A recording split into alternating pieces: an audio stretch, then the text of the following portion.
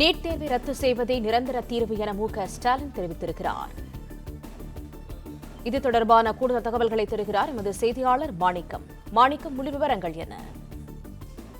NEET தேர்வினுடைய குளறுபடிகளை கண்டித்தும் அதேபோன்று NEET தேர்வை ஒழிக்க வேண்டும், அதேபோன்று ஏற்பட்டிருக்கிற இந்த குளறுபடிகளுக்கு பொறுப்பேற்று மத்திய கல்வித்துறை அமைச்சர் தர்மேந்திர பிரதான் பதவி விலக வேண்டும் என்ற கோரிக்கையை வலியுறுத்தி டெல்லியில மாணவர்கள் இளைஞர்களுடைய போராட்டம் என்பது நீடித்து வருகிறது. இந்த போராட்டம் நாடு முழுவதும் தற்பொழுது கவனம் பெற்றக்கூடிய சூழலில் திமுக தலைவர் மு.க.ஸ்டாலின் ஒரு சமூகத்துல பதிவு வெளியிட்டிருக்கிறார். அந்த பதிவுல டெல்லியில் நடைபெறக்கூடிய மாணவருடைய போராட்டம் தற்பொழுது நாடு முழுவதும் கவனத்தை ஈர்த்துள்ளதாகவும் நீட் தேர்வு முறைகேடுகளுக்கு பெருமளவு வழிவகுக்கும் என்ற வகையிலே வடிவமைக்கப்பட்டிருக்கிறது என்று எச்சரித்த முதல் இயக்கம் திமுக என குறிப்பிட்டிருக்கிறார்.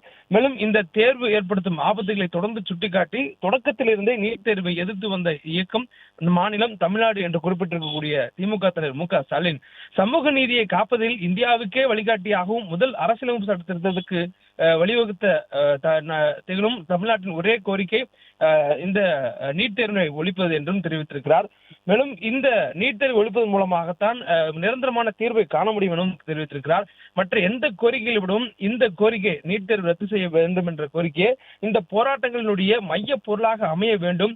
நீட் தேர்வை முழுமையாக ரத்து செய்வது மட்டுமே இதுபோன்ற முறைகேடுகள் சிக்கல்களுக்கு அனைத்திற்கும் நிரந்தரமான ஒரு தீர்வை வழங்கக்கூடிய ஒரு முடிவாக இருக்கும் எனவும் தன்னுடைய பதிவுல அவர் வலியுறுத்தியிருக்கிறார்.